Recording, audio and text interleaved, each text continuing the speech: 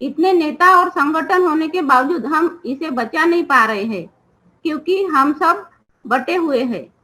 Doctor Baba Saheb Ambedkar ने हमें सीखो, संगठित रहो और संघर्ष करो का मूल मंत्र दिया है, फिर भी हम लोग संगठित नहीं हो पा रहे हैं। संविधान के अनुसार सरकार को भी कोई भी रूल बनाने के लिए संसद में प्रस्ताव पारित करना पड़ता है। नेता भी ज्यादा वोट मिलने पर ही बनता है।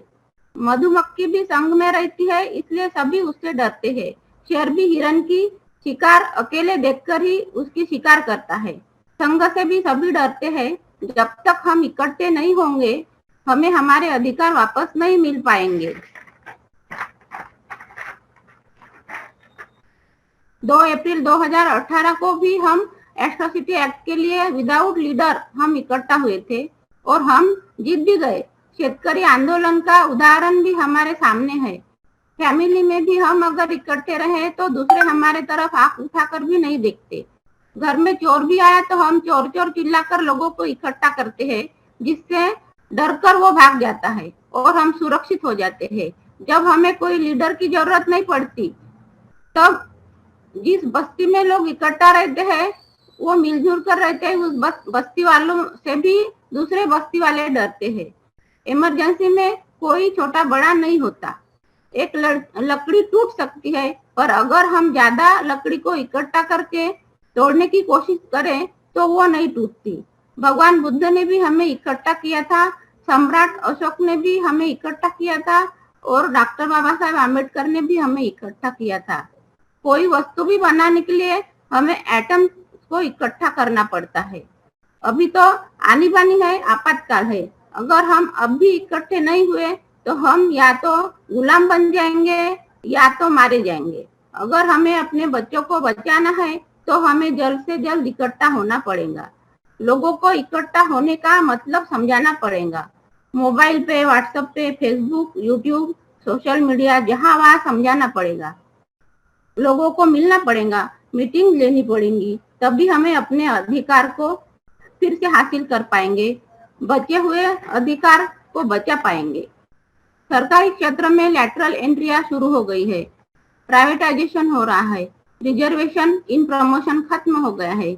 इसलिए पिछले मई महीने में समन संघ फिर से पुनर्जीवित किया गया है। पुनर्जीवित इसलिए कह रही हूँ क्योंकि ये पहले का ही बुद्धकालीन समन संघ है। समन संघ विद द पीपल में कोई लीडर नहीं होता। ये वह समुद्र है जहाँ सभी संगठन की नदियां आके मिलती है। हम इकट्ठा होकर ही बौद्ध धर्म की दीक्षा ले पाए हैं दीक्षा भूमि में। तब कितनी विपरीत परिस्थितियां थी, ये आप सब जानते हैं। तब बाबा साहब थे, पर अब वो संविधान के रूप में हमारे लिए जीवित है। इसलिए संविधान को जिंदा रखना हमारा परम कर्तव्य है और इसके लिए हमें समन संघ में ज्वाइन होना है। समन संघ विद द पीपल में कुछ नियम आपको शॉर्टकट में मैं समझाना चाहती हूँ।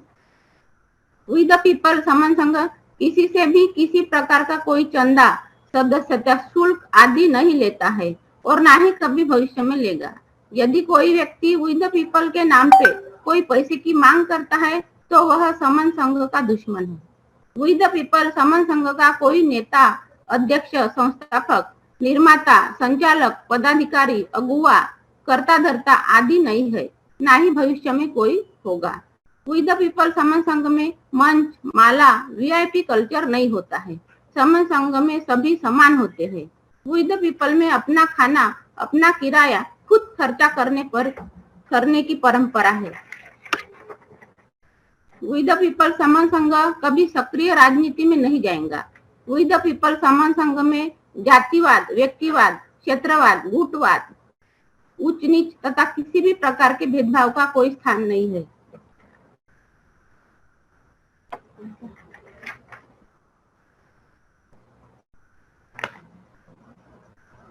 समन संघ में संघ के निर्णय ही अंतिम और सर्वमान्य होते हैं।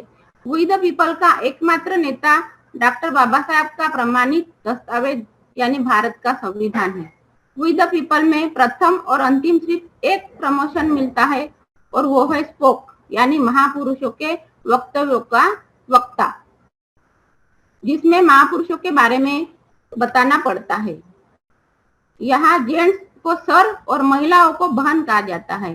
यहाँ सब अपनी अपनी रोटियां लेकर आते हैं और औरों के लिए थोड़ा ज्यादा लाते हैं, जैसे हम लोग वर्षवास की समाप्ति पर करते हैं वैसे ही। स्पोक के लिए सभी को आमंत्रित किया जाता है। यहाँ सभी को स्पोक बना सकते हैं और सभी को स्पोक बनना जरूरी है, ताकि वो लोगों से कम्युनिकेशन कर सके, लोगों को इकट्ठा कर सके।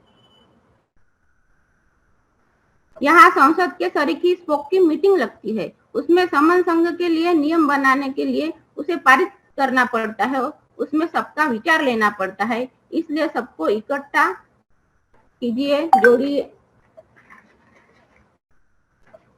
और जब जब जुड़ेंगे तो ही हम जीतेंगे। हमें जिद है जुड़ने की, जब जब जुड़ेंगे तब तब जीतेंगे। जितना जितना जुड़ेंगे उतना उतना जीतेंगे। जहां जहां जुड़ेंगे वहां वहां जीतेंगे। जितना जितना जुड़ेंगे उतना उतना ही जीतेंगे। जो जुड़ेंगे वे जीतेंगे। इसलिए जोड़ना है, जुड़ना है।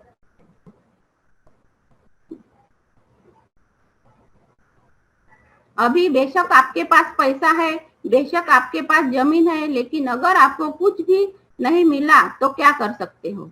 इस सिचुएशन से बचने के लिए हमें इकट्ठा होना है। Unity is a strength.